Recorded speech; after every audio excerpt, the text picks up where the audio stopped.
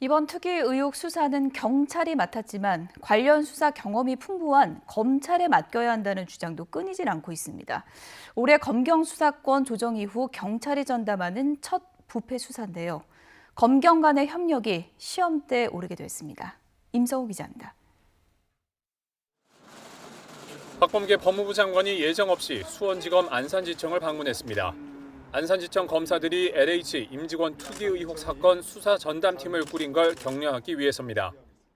이번을 계기로 현장에서 검경 간 수사 협력이 잘 이루어졌으면 좋겠다 하는 그런 당부의 말씀도 하려고 왔습니다. 문재인 대통령이 검경의 유기적 협력을 거듭 주문하자 곧장 관련 행보에 나선 건데 LH 투기 의혹 수사 일선에서 검찰이 빠진 데 대한 논란도 의식한 것으로 풀이됩니다. 현재 LH 투기 의혹 사건은 총리실을 중심으로 국토부와 행안부 등이 참여한 정부 합동조사단의 전수조사가 진행 중입니다. 여기에 경찰 국가수사본부를 주축으로 금융위원회와 국세청까지 포함한 합동특별수사본부도 출범했는데 정작 관련 수사 경험이 풍부한 검찰이 빠진 걸 두고 논란이 이어졌습니다.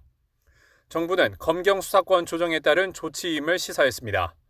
올해부터 검찰이 직접 수사할 수 있는 건 이른바 6대 중대범죄로 한정되는데 부동산 투기 의혹은 해당하지 않는다는 겁니다.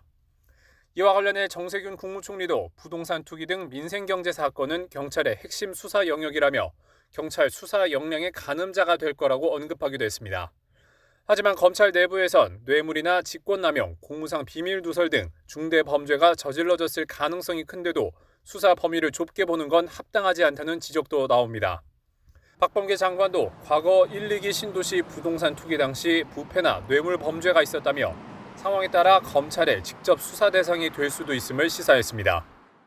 이번 사건에서 공직부패가 없다고 단정할 수 없기 때문에 검찰은 수사권 개혁 이후에도 그 부분에 대해서 열어놓고 준비를 해야 될 것 같고요. 다만 총장이 공석인 어수선한 내부 상황에다 경찰이 이미 강제 수사를 본격화하는 만큼 검찰은 당분간 보강 수사와 재판 대응 등 지원 업무에 집중할 것으로 보입니다. 이번 LH 임직원 투기 의혹 사건은 검경 수사권 조정 이후 처음으로 터진 대형 사건입니다. 수사를 주도하게 된 경찰과 이를 지원하는 검찰 모두 유기적인 협력을 통해 수사 성과를 낼 수 있을지 시험대에 오르게 됐습니다. YTN 임성호입니다.